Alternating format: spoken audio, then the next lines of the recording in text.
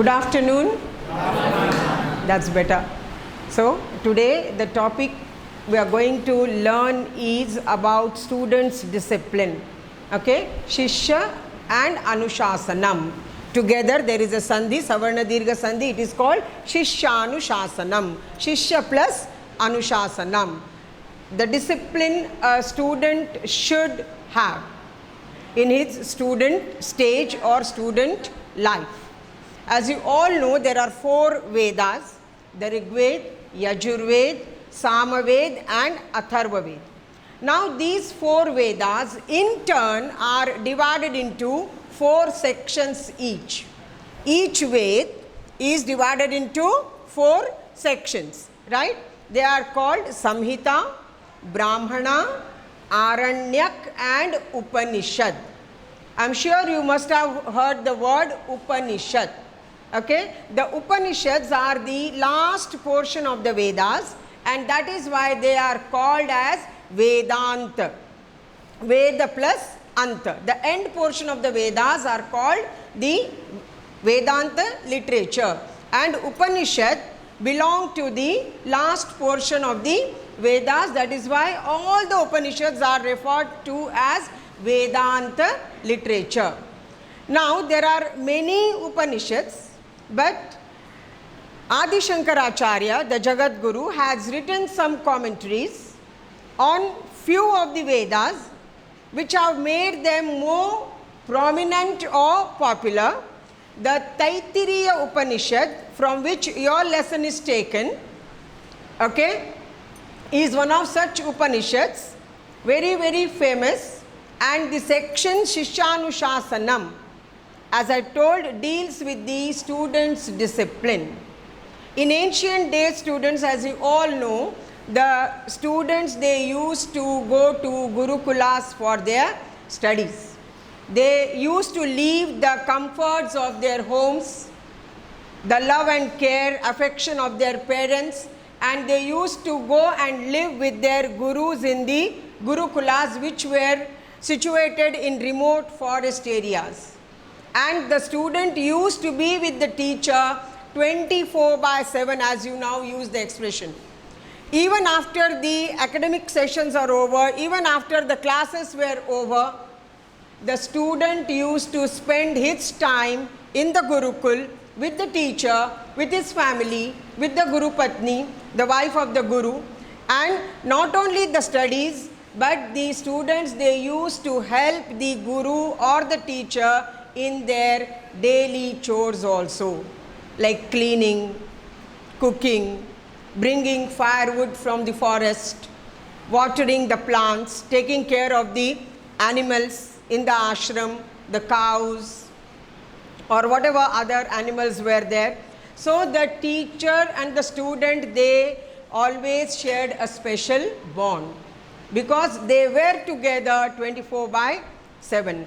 A student used to observe the teacher each and every moment of his, the behavior, the language, the attitude, how he dealt with others in different situations. So all this was observed by the student. And just imagine, students or children as young as 5 or 6 years old, staying in the Gurukul for 15-20 long years, must have learnt so much from the Guru. Okay, so the word Upanishad literally means sitting at the feet of the Guru and learning. This is one of the most easiest and simplest interpretation of the word Upanishad. Sitting near or at the feet of the Guru and learning.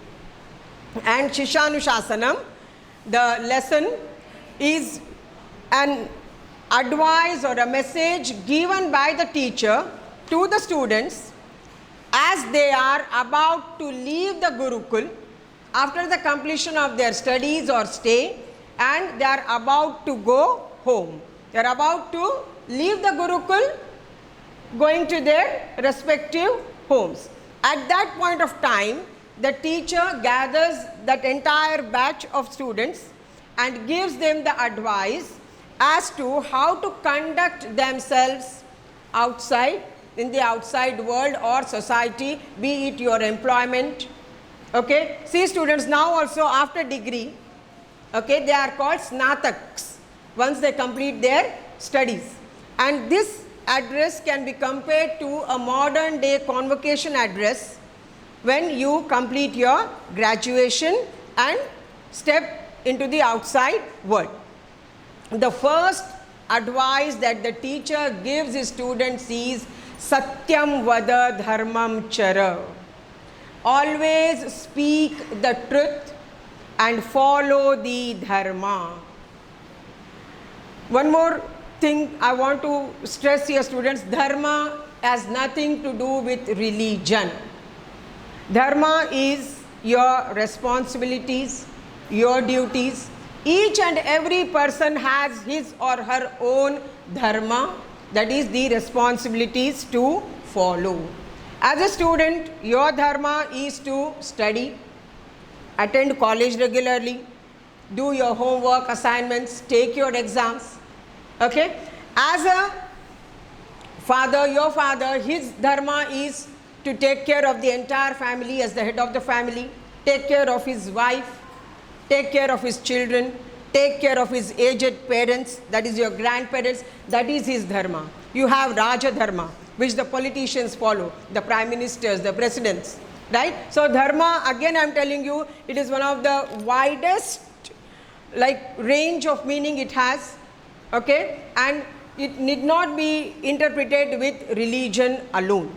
It has many connotations to it. There is no direct translation in any of the languages, the word dharma.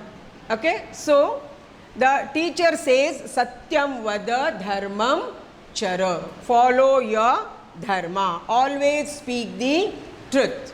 It is very easy to say always speak the truth, but not easy every time. You have to be very, very bold. You have to be true to yourself when you are speaking the truth. So that is why the value of Satyam is stressed so much in our scriptures in India. And then he goes on saying that treat your mother as God. Matru Devo Bhava. We take our parents, especially our mother, for granted, isn't it? So he says Matru Devo Bhava, Pitru Devo Bhava. Treat your father as God. Acharya Devo Bhava. Treat your teacher also as God. And the last he says Atithi Devo Bhava. Even treat your guests as God.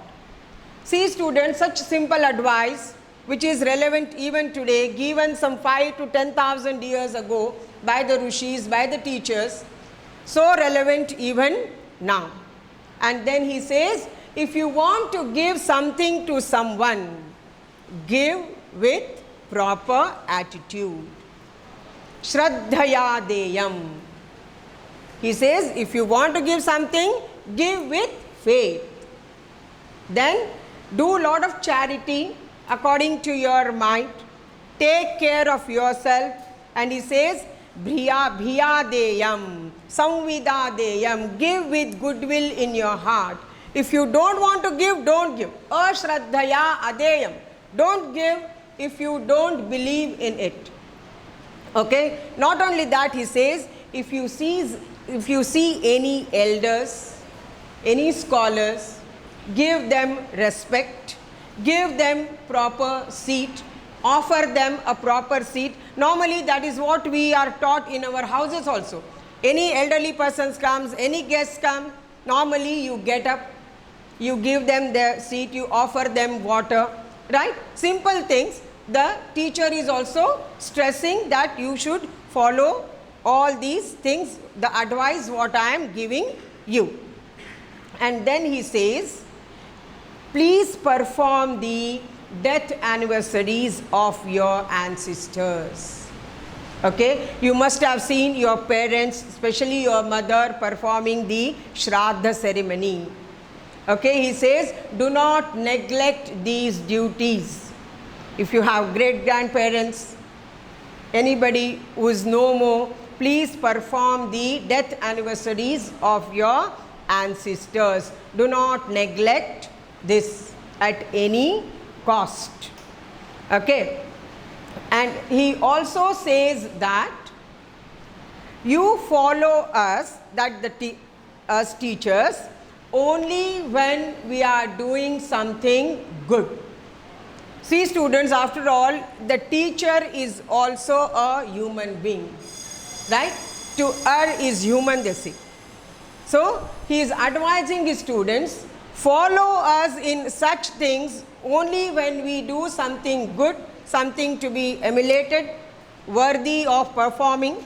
Okay, please neglect the other things. And also he says, always do only such things where nobody can point out fingers at you.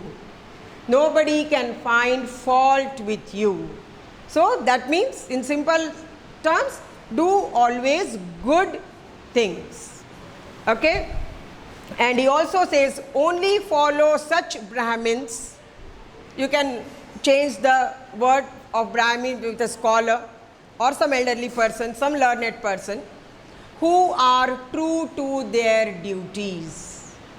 Okay? Some Brahmin not performing his duty well, you must have seen, you call Brahmins for Satyanarayana Puja, for marriages, isn't it? For Upanayanams, even for Shraddha.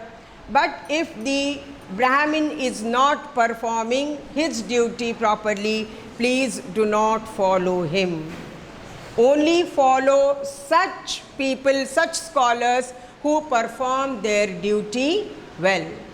And he says, this is the message of the Vedas and the Upanishads. These are the instructions. This is what you must follow.